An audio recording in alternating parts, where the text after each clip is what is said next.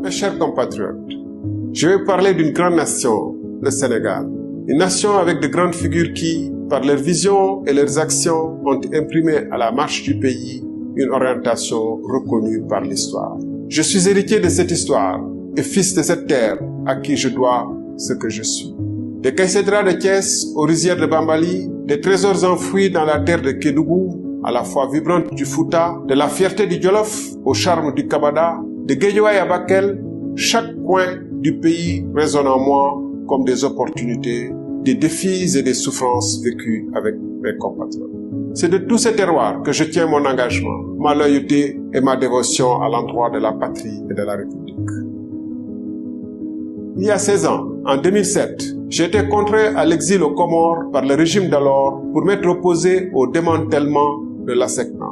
C'était mon devoir envers le Sénégal et l'Afrique. En tant que directeur général de l'autorité de régulation des télécommunications et des postes ARTP, en 2012, j'ai fait diviser mon salaire par plus de 3 pour matérialiser un engagement de campagne d'une gestion sobre et vertueuse. En 2017, ma démission du poste de ministre de l'Énergie a été motivée par le refus de signer des contrats d'hydrocarbures préjudiciables aux intérêts du Sénégal. Ces faits, parmi d'autres, attestent de ma loyauté envers mon pays.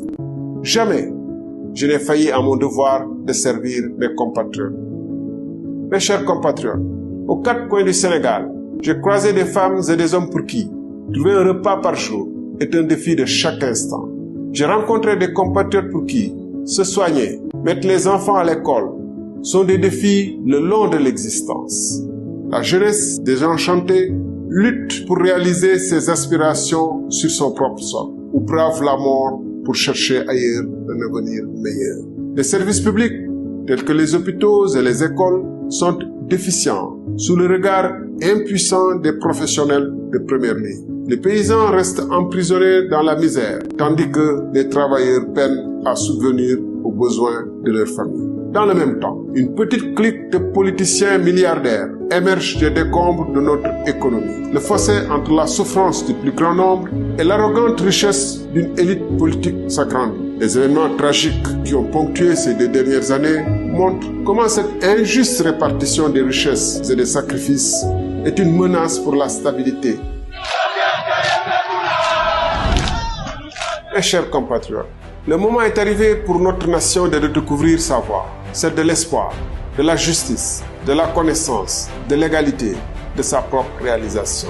Le temps est venu de réinventer nos façons de vivre face à l'urgence climatique. Notre agriculture devrait être repensée pour permettre aux acteurs de cultiver tout au long de l'année et s'offrir une vie meilleure. Les femmes doivent vivre dignement et voir leurs enfants réussir auprès d'elles sur leur propre terre. Il est temps que le Sénégal devienne l'usine de l'Afrique de l'Ouest, en entrant de plein pied dans l'ère du numérique, pour révolutionner nos façons de produire, de nous soigner, de commercer. Le Sénégal sera un modèle de bouleversement fécond que la révolution numérique peut créer en Afrique et ailleurs. Nous ferons du Sénégal l'Académie de l'Afrique de l'Ouest. Nous ferons du Sénégal la clinique où l'Afrique de l'Ouest viendra se soigner. Pour cela, il faudra repenser notre modèle d'éducation à travers des écoles et des daras modernes qui préparent nos jeunes à une vie de compétition mondiale sans renier nos valeurs. La corruption et la mauvaise gouvernance doivent être éradiquées. Sans cela, aucun développement n'est possible. Ce sera là notre priorité. Mes chers compatriotes, il est venu le temps pour le Sénégal de réaffirmer sa grandeur. Il est venu le temps de construire une république des valeurs. Le moment est venu de libérer le potentiel de la Sénégalaise et du Sénégalais. Pour tout cela, pour le Sénégal que j'aime profondément et que je souhaite réenchanter, que je suis candidat à l'élection présidentielle de 2024.